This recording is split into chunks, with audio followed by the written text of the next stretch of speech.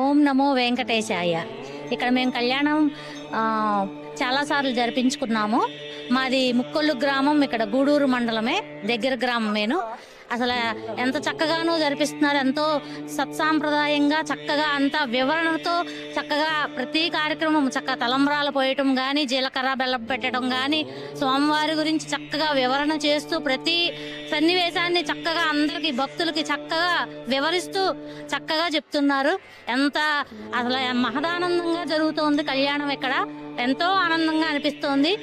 అసలు ఆ తిరుమల వెంకటేశ్వర స్వామి సన్నిధిలో ఆ వైకుంఠంలో ఉన్నామా మేము అన్నట్టుగా అంత ఇదిగా జరిపిస్తున్నారు. ఎంతో సంతోషంగా అనిపించింది. ఓం నమో వెంకటేశాయ.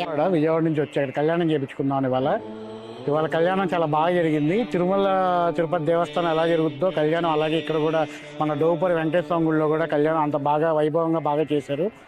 బాగా నచ్చింది, బాగా ఇదిగా అనిపించింది. మాకు మనస్ఫూర్తిగా సంతోషంగా ఉంది కళ్యాణం చేయించుకున్నందుకు. వాళ్ళ